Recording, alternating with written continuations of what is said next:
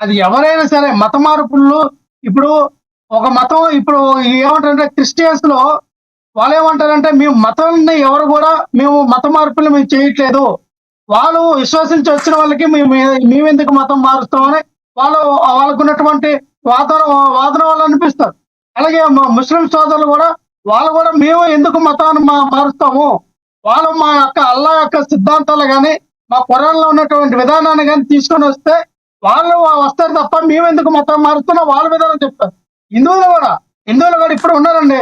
ఆ మైనార్టీలో ఉన్నటువంటి ముస్లిమ్స్ తీసుకొచ్చి హిందువుల్లో కన్వర్ట్ చేయగలమా? క్రిస్టియన్స్ లో ఉన్నటువంటి వ్యక్తులు తీసుకొచ్చి హిందువుల్లో కన్వర్ట్ చేయగలమా?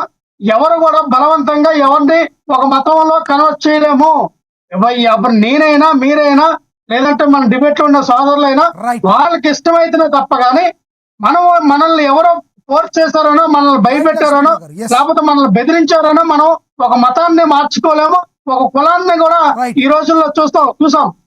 అంటే అది మనకి ఒక లైన్ పరంగా వస్తుంది కానీ విశ్వాసం బట్టి మనం వెళ్తాం తప్ప ఎక్కడ ఫోర్స్ఫుల్ ఉండదు. ఫోర్స్ఫుల్ గా ఎవరు కూడా మతం మారదండి. రైట్ మీ అభిప్రాయం అర్థమైంది.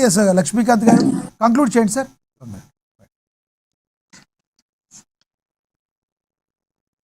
కాంత్ గారు కంక్లూడ్ చేయండి. ప్రకాష్ రాజ్ గురించి స్ట్రైట్ గా ఒక మాట కంక్లూడ్ చేయండి ప్లీజ్.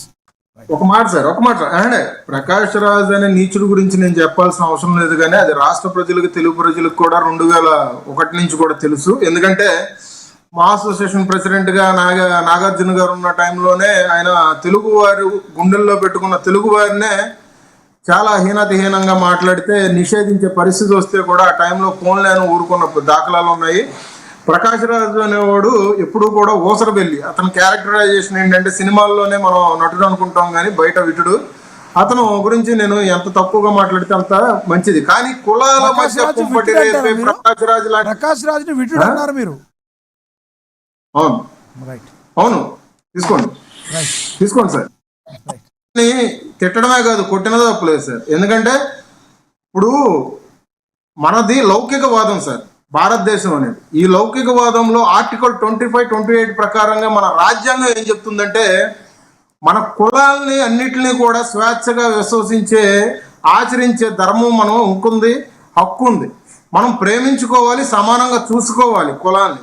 అంతేగాని వ్యక్తిత్వ హరణం చేస్తూ కులాల పుట్టుక గురించి మాట్లాడతా, కులాల లింగ వివక్ష గురించి, పౌరుల గురించి, అంటే ఇప్పుడు ఇందాక మీరు చెప్పారు చూసారా, రామాయణంలో క్యారెక్టర్ల గురించి కంపేర్ చేస్తూ మరి వివాదాస్పదంగా మరి ఇంతకుముందు మాట్లాడితే, ఇంతకుముందు ఏం జరిగిందండి, నేను అది ఓన్లీ హిందుత్వం గురించి కాదు అని చెప్పేసి మళ్ళీ వెనక్కి తగ్గిన పరిస్థితులు దాఖలాలు అయినాయి.